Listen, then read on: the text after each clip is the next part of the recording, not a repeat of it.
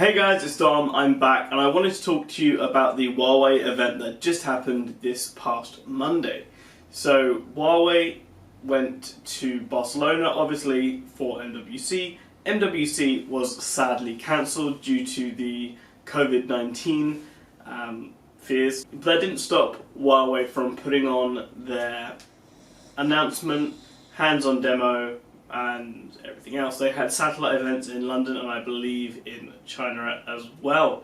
But there they did show off the Mate XS, the kind of Gen 1.5. I don't really want to say like Gen 2 of their folding phone. It is just a more optimized version of the Mate X. They also showed off the MatePad Pro 5G, which is a tablet. It's a it's a very iPad-inspired tablet, but that's not necessarily a bad thing. They also showed off some new laptops and some more 5G stuff. So I wanted to first talk about the Mate XS, and over the course of the day I had roughly an hour with the Mate XS. Not nearly enough for a full review, not really even enough for a first hands-on, but enough to give me some impressions with the device. So first off, the device I used was not tethered, it wasn't in a cage, it wasn't plugged in. I could use it, walk around, fold it, unfold it, do all of that jazz. So first I want to talk about the screen. Huawei has done kind of the inverse of what Samsung did with the Galaxy Fold. Instead of having a screen on the inside that folds in, Huawei's is on the outside and it folds outwards.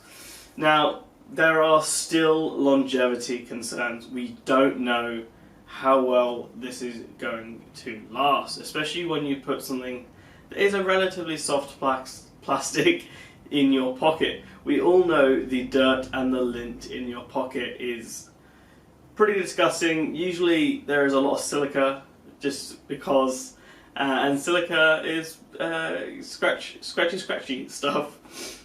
But even so, with the new, I believe it's a quad polyimide film, so 2 on the top and 2 below the screen feels so much nicer. It still doesn't feel like glass. There is no way around that. You can still press in it with your fingernail if you really wanted to. But this polyimide film is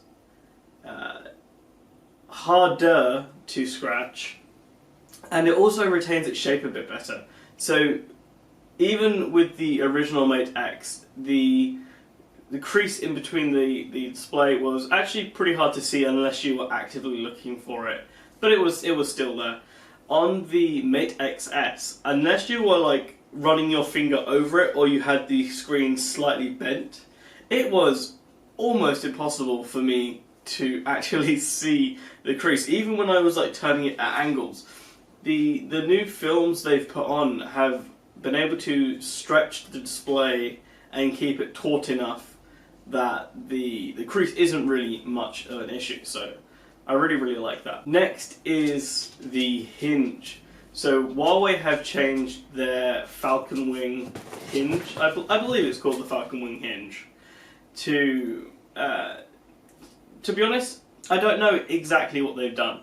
I know they've put a cap on the top and the bottom, just like Samsung did to help with dust ingress or debris ingress, which is great. The less dust and stuff we can get in there, the better. But they also seem to have covered up the back of the hinge. So whereas on the original Mate X, if I remember correctly, there was more little spines along the back, this is almost like 2 panels now. I don't know if that's still there behind these panels, but this is that. The new hinge is interesting because the Mate XS and the Mate X, when locked, you have to press a button to release the screen and then you can unfold it. With the Mate X, when you press the button, it kind of flicked up and stopped about here, about a 45-50 degree angle. On the Mate XS, when you press it, it almost is spring-loaded in a way, and it will go like this, and it will slowly open out to probably about like 100 and 105 degrees, and then you just put that last little bit, and it just feels like a nicer hinge. The first prototype I saw was very scratchy, almost felt sandy and gritty. None of that here. It's just a really nice hinge. The button I felt was a bit too flush, but the actual action of pressing it, depressing it, and unfolding the screen was really, really nice. Talk about the quality of that screen. It is gorgeous.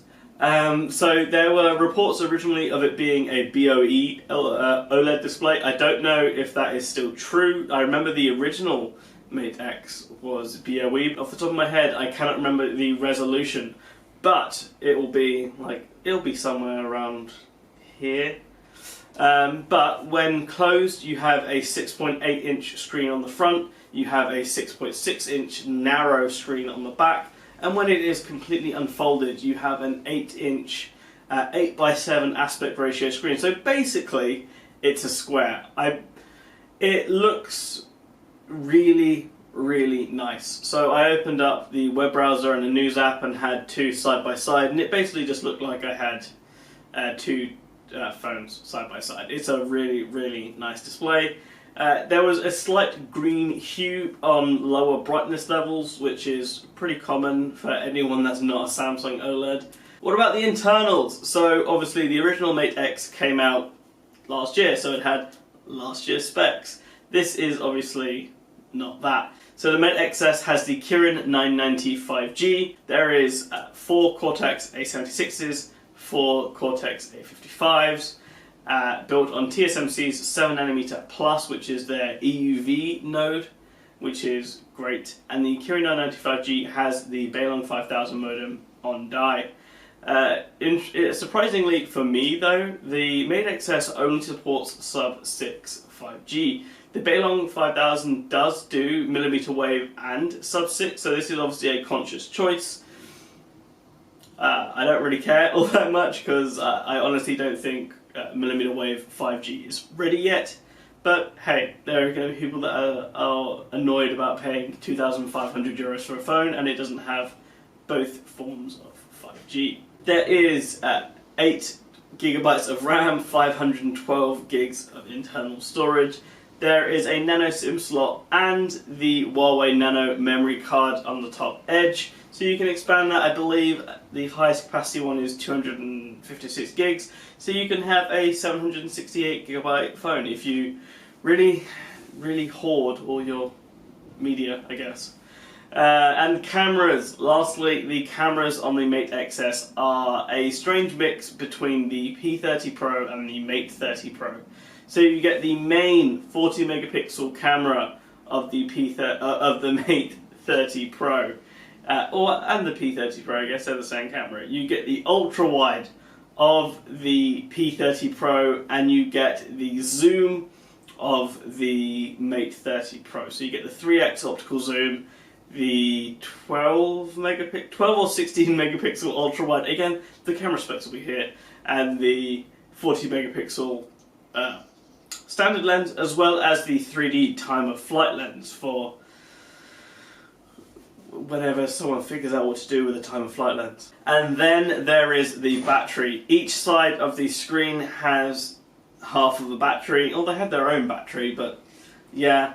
And where the little hump at the side is actually where most of the motherboard is. The batteries take up almost entirely the screen, which is how this phone is able to have a 4,500 mAh combined capacity. Yes!